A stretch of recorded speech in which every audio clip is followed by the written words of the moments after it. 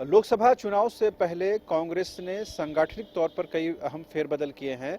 इसमें झारखंड के प्रदेश प्रभारी अविनाश पांडे समेत कई राज्यों में प्रदेश प्रभारियों को बदला गया है। और क्या कुछ जानकारी है इस मामले में बात करते हैं।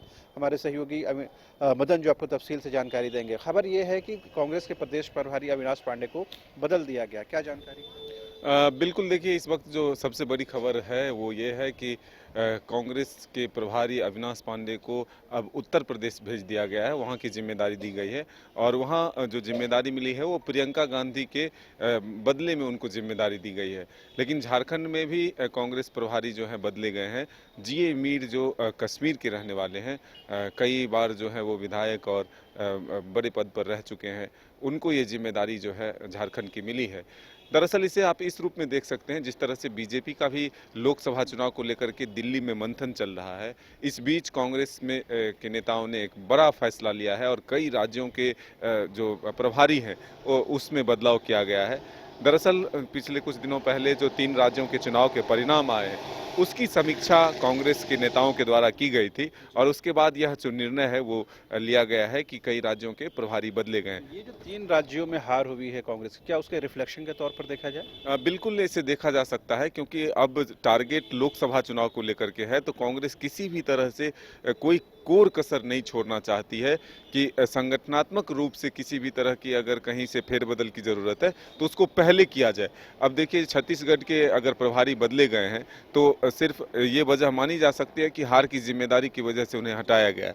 और ऐसे लोकसभा स्तर पर अगर आप देखें तो कई राज्यों के प्रभारी अगर बदले जाते हैं, उत्तर प्रदेश जैसे बड़े राज्यों के प्रभारी अगर चुनाव से पहले बदले जाते हैं, तो ये जरूर माना जाता है कि कहीं ना कहीं संगठन के तौर पर जो है मजबूती के लिए यह कदम उठाया जाता है।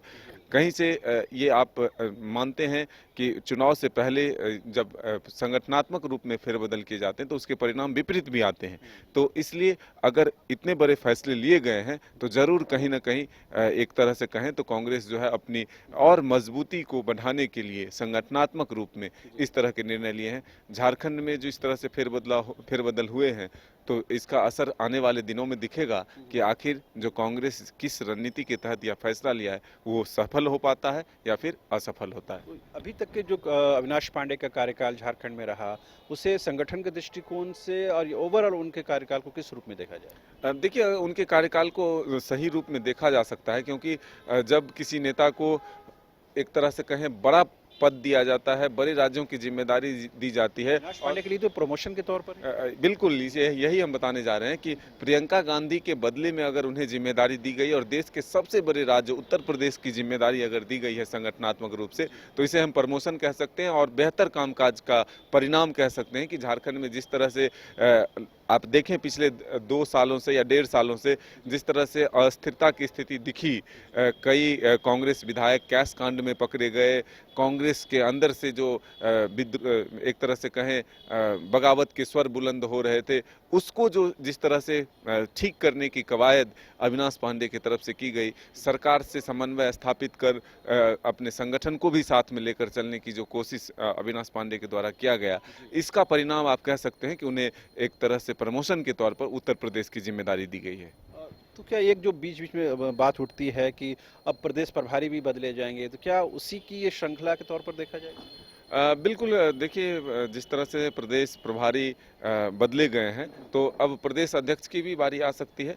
संगठनात्मक रूप से फेरबदल, अब उनका कार्यकाल भी लगभग पूरा होने वाला है जो सूचना है, तो ऐसे में हम ये कह सकते हैं कि कई तरह के फेरबदल चुनाव से पहले संभव होते हैं। संगठनात्मक रूप से अगर किसी भी चीज़ों के को लेकर के आला कमान तक बातें पहुंचती है तो तब भी यह निर्णय लिए जाते हैं कि संगठन को मजबूत करने की दिशा में कई फेरबदल होते हैं। अविनाश पांडे के बारे में ये भी कहा जाता है, कांग्रेस के कार्यकर्ता ये कहते हैं कि वो प्योरली जो है वो संगठन के व्यक्ति हैं, संगठन पर बड़ा फोकस रहता है। तो मुझे याद है कि जब से उन्होंने प्रभार लिया, लगातार वो ज़िलों में तमाम ज़िला अध्यक्ष हों, ज़िला के लोग हों, तमाम लोगों से बातचीत करना, उनसे सर्वे करना, उनसे बातचीत करना, और जब ये कैश कांड आया उसको किस तरह टैकल करना, हैंडल करना, मुख्यमंत्री से किस तरह से ट्यूनिंग थी, संगठन के स्तर से और सरकार के स्तर पर।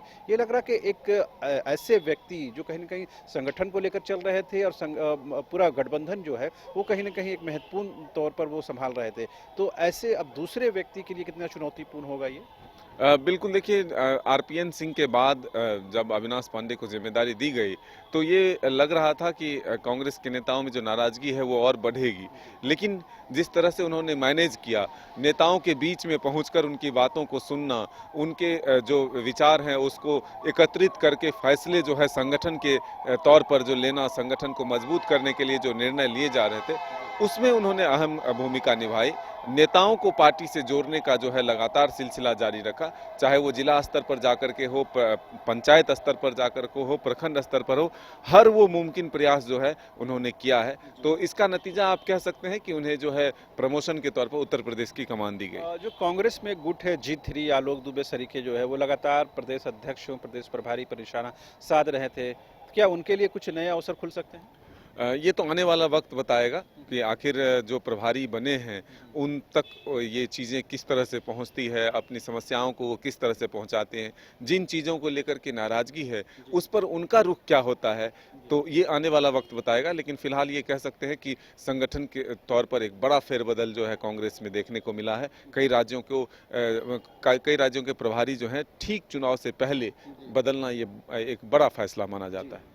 तो कुल मिलाकर कह सकते हैं कि अविनाश पांडे का जो सांगठनिक जो उनका काम करने का तरीका था वो कांग्रेस में कहीं न कहीं डिसिप्लिन लाने में खास तौर पर असरदार हुआ। यही वजह है कि उनके रहते हुए ऐसे बहुत कम मामले देखने मिले जो कहीं न कहीं अनुशासन के दायरे से बाहर हों।